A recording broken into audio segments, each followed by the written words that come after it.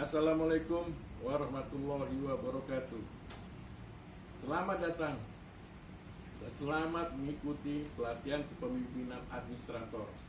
Saya yakin semua peserta sudah siap mengikuti pelatihan ini. Karena apa? Kemarin saudara telah menyelesaikan agenda 1, kepemimpinan Pancasila dan nasionalisme, yang terdiri dari 2 materi, kan? Ingat? Ya. Itu apa? Pertama, wawasan kebangsaan kepemimpinan Pancasila, ya. Yang kedua, bela negara kepemimpinan Pancasila. Ya, saat ini saudara-saudara sudah masuk pada agenda 2, yaitu agenda kepemimpinan kinerja, yang mana terdiri dari 4 materi, yaitu pertama apa? Manajemen perubahan sektor publik. Ya. Yang kedua, kepemimpinan transformasional. Yang ketiga, jejaring kerja. Yang keempat, komunikasi yang efektif. Sekarang saya akan membawakan materi manajemen perubahan sektor publik. Alokasi waktunya adalah 9 jam pelajaran atau 405 menit, ya. Ya. Manajemen. Sekarang manajemen perubahan sektor publik. Ya. Tapi sebelumnya saya memperkenalkan diri dulu, ya. Nama saya Fars Ihsan. Saya lahir 58 tahun yang lalu, ya. Jabatan saya Widya Iswara, ahli utama pada BPSDM Provinsi NTB. Nah, sebelum kita mulai, maka apa sih dasar daripada pelatihan PKA ini?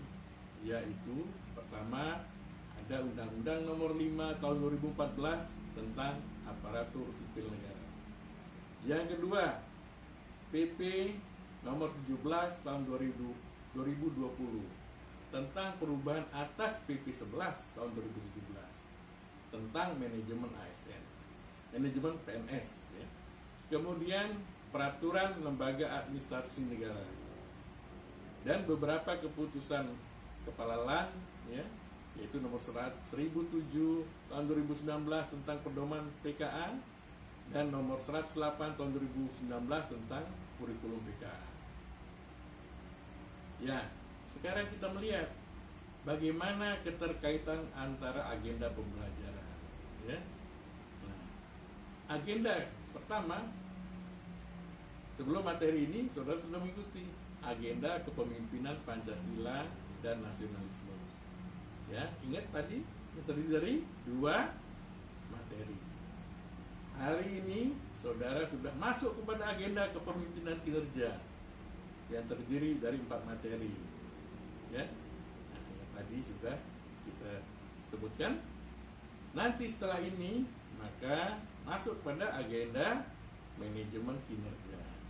Itu terdiri dari 7 materi, ya, yang terdiri dari akuntabilitas kinerja, kemudian bagaimana hubungan kelembagaan, ya, kemudian organisasi digital, kemudian bagaimana manajemen kinerja itu, kemudian bagaimana standar pelayanan kinerja, kemudian bagaimana manajemen penyelenggaraan dan manajemen resiko. Nah, nanti setelah 3 agenda ini saudara ikuti, maka akan masuk pada agenda aktualisasi kepemimpinan, di mana saudara akan membuat, ya, aksi perubahan.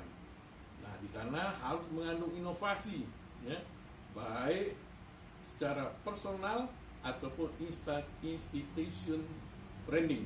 Ya. Nah, di mana nanti kalau sudah berhasil terjadilah peningkatan kualitas kinerja organisasi. Ya, disitulah manajemen kinerja organisasinya. Ya, ya. Selanjutnya, nah, apa kompetensi yang akan dibangun, ya, di dalam PKA ini? Kompetensi kepemimpinan kinerja ini sebagai kompetensi manajerial untuk menjamin terlaksananya akuntabilitas jabatan para administrator yang merupakan kemampuan di dalam memimpin dalam pelaksanaan kegiatan yang dilakukan oleh para pejabat pengawas dan para pelaksana dalam memberikan pelayanan publik sesuai SOP yang telah ditentukan dan terselenggaranya peningkatan kinerja secara berkesinambungan, ya. Kemudian akan membangun karakter dan sikap kepemimpinan Pancasila yang berintegritas, yang menjunjung tinggi etika birokrasi, yang berwawasan kebangsaan, serta bertanggung jawab di dalam memimpin seluruh kegiatan pelayanan publik di unit instansinya sebagai bentuk kemampuan kepemimpinan Pancasila dan nasionalisme. Selanjutnya akan mengaktualisasikan, ya, kepemimpinan kinerja ini di dalam manajemen kinerja sesuai dengan bidang tugasnya dan melakukan inovasi di dalam melakukan aktualisasi ini. Harus ada inovasinya, ya. Jangan yang biasa-biasa. Nah, di situ harus ada kelihatan apa sesuatu yang barunya, ya, novelty-nya. Kemudian bagaimana kita mampu berkolaborasi dengan seluruh stakeholder, ya. Kita mempengaruhi mereka supaya mau membantu mengerjakan apa yang menjadi tugas kita, dan kemudian mengoptimalkan seluruh potensi sumber daya baik yang ada di internal, ya, di dalam SKPD kita atau OPD kita, ataupun di eksternal di luar SKPD kita, ya. Apakah itu instansi lain, apakah itu dunia usaha ataupun masyarakat, kita pengaruhi semua sehingga meningkatkan kinerja organisasi kita serta administrasi pemerintahan dan pembangunan di unit instansinya, ya. Nah, mari kita lanjutkan. Deskripsi singkatnya bagaimana, ya? Di dalam materi pelatihan manajemen perubahan sektor publik ini membekali, ya, saudara dengan kemampuan memimpin perubahan, ya, melalui apa? Pertama, pemahaman konsep manajemen perubahan sektor publik. Yang kedua, kepemimpinan manajemen perubahan. Kemudian, bagaimana strategi perubahan di unit organisasi saudara. Kemudian, pengelolaan perubahan di unit kerja organisasi, ya, dan menganalisis permasalahan perubahan dari perspektif manajemen perubahan, ya. Nah, selanjutnya apa hasil belajarnya nanti yang akan diperoleh? Saudara akan mampu memahami dan menjelaskan, pertama, konsep manajemen perubahan sektor publik. Yang kedua, kepemimpinan manajemen perubahan, ya. Bagaimana cara, ya, harus ada perubahan di dalam instansi kita. Bagaimana kita mengelolanya. Kemudian strategi apa yang harus kita lakukan dalam organisasi kita. Kemudian bagaimana tahapan-tahapan manajemen perubahan itu, ya, kita lihat. Dan terakhir apa? Bagaimana kita menganalisis permasalahan perubahan sektor publik dari perspektif manajemen perubahan, ya. Nah, nanti di dalam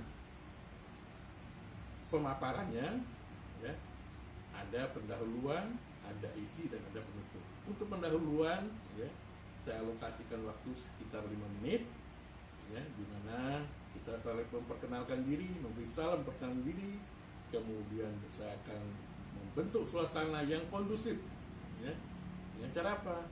Nah, mengingatkan materi-materi sebelumnya, manfaatnya apa, kemudian bagaimana masuk ke dalam materi ini, ya. Setelah tahu sambungannya, baru saya akan menguraikan tujuan daripada pembelajaran materi ini, ya. Kemudian masuk pada substansi pertama, ya. Substansinya nanti kita bagi menjadi 3. Pertama, manajemen perubahan dan tantangannya. Di sini saya alokasikan waktu selama 130 menit. Nah, di dalam 130 menit itu saya akan menguraikan makna perubahan, inovasi, dan inovatif, ya. Apa nanya itu masing-masing? Perubahan itu apa? Inovasi itu apa itu inovatif? Kemudian yang kedua adalah bagaimana tuntutan dan tantangan perubahan organisasi. Ya, kita lihat nanti dengan majunya zaman berkembang, apalagi sudah masuk di era industri 4.0, ya. Nah, kita lihat nanti di sana apakah kita akan ketinggalan atau kita mampu mengikuti, mampu menyesuaikan diri. Kemudian apa saja konsep manajemen perubahan sektor pabrik itu, ya, nanti akan kita uraikan di sana. Kemudian setelah tahu konsep-konsepnya, manfaatnya apa manajemen perubahan itu terhadap kemajuan organisasi kita. Nah, kemudian nanti kita lihat nilai-nilai dasar daripada manajemen perubahan, ya, apa saja. Nah, kemudian nanti kita lihat lagi jenis dan tipe inovasi atau perubahan. Ya, apa saja yang dinamakan tipe-tipenya inovasi itu, ya, atau perubahan itu, ya, apakah perubahan sedikit, perubahan sedang, atau perubahan yang drastis. Kita lihat nanti. Kemudian bagaimana peran leader, ya, pemimpin di dalam manajemen perubahan ini, ya. Nah, pemimpin itu adalah orang yang mampu mempengaruhi, memotivasi di dalam apa? Menjalankan organisasi, ya, fungsi-fungsi organisasi. Kemudian bagaimana membangun inovatif di dalam organisasi, ya, budaya inovatif, ya, kita rangsang semua para stakeholder internal kita, bagaimana mereka mempunyai rasa sense of belongingness, rasa memiliki, ya, lembaga ini, sehingga mereka benar-benar bekerja. Kemudian apa saja resistensi terhadap perubahan dan strategi perubahan itu, nanti kita lihat, ya. Nah, selanjutnya di dalam sesi keduanya adalah mengelola perubahan unit organisasi.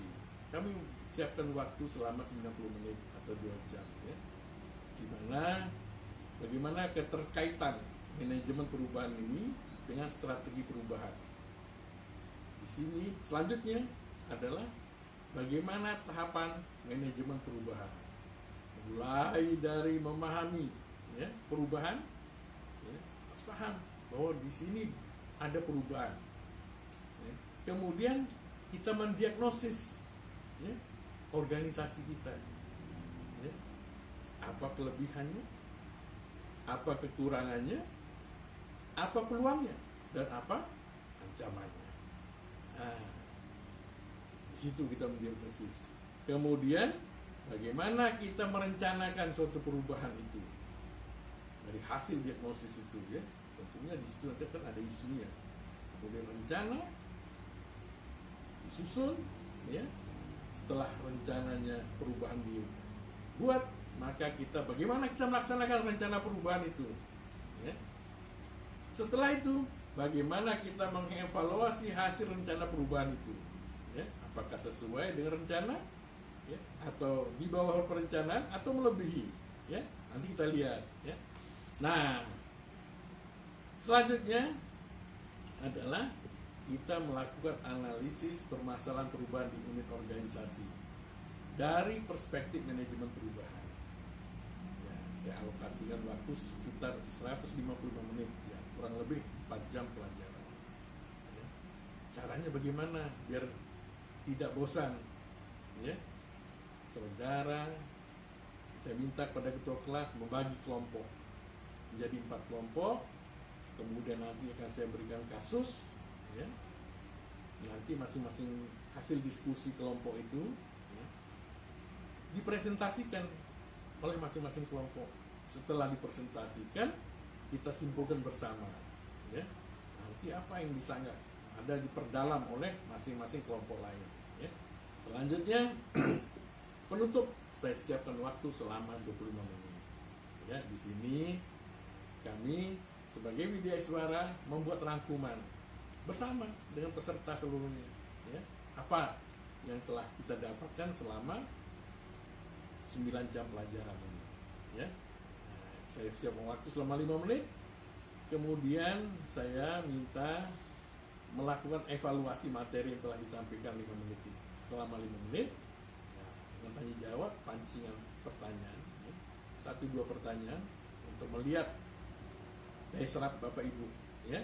Kemudian meminta umpan balik kepada peserta pelatihan tentang materi yang telah saya sajikan tadi, dari segi penyampaiannya, dari segi substansi yang disajikan, ataupun contoh-contoh dan kasus-kasus yang saya berikan tadi.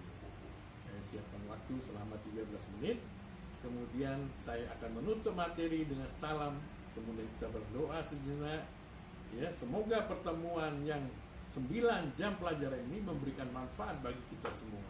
Ya, saya siapkan waktu selama 2 menit. Itulah penyajian materi manajemen perubahan sektor publik yang saya sampaikan kepada peserta pelatihan kepemimpinan administrator. Ya, semoga saudara dapat memberikan gambaran, ya, secara utuh, baik tahapan maupun substansinya. Akhirul kalam, wassalamualaikum warahmatullahi wabarakatuh.